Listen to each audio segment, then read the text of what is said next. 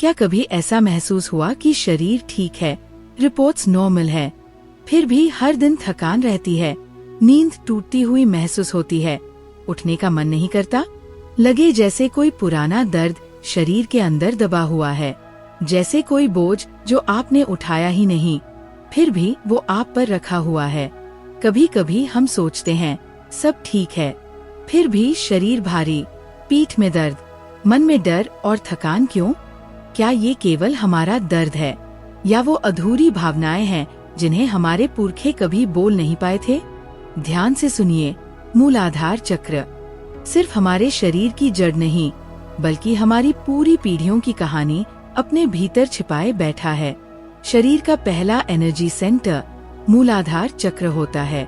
यही वो जगह है जहाँ डर, असुरक्षा और पुरखों की मेमोरीज जमा होती है।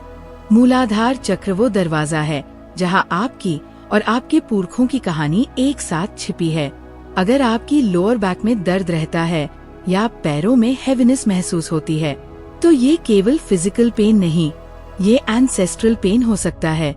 हमारे पूर्वज जो दर्द, अपमान, गरीबी या भय लेकर गए, वो सब हमारी जेनेटिक्स में कोडेड होता है। इसे मॉडर्न साइंस एपिजेनेटिक्स कहती है।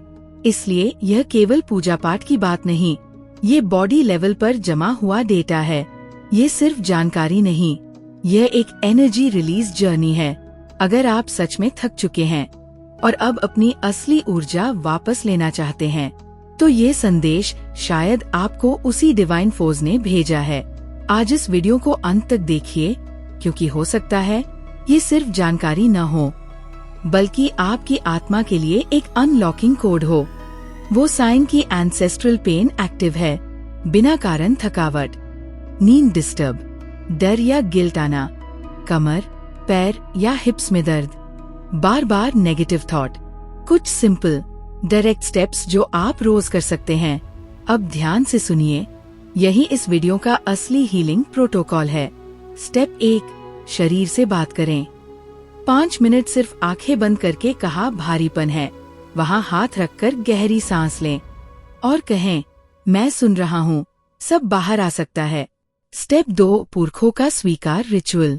एक दिया जलाए और बस इतना बोलें, आपने जो सहा, मैं उसे सम्मान देता हूँ, लेकिन अब इसे यही छोड़ता हूँ।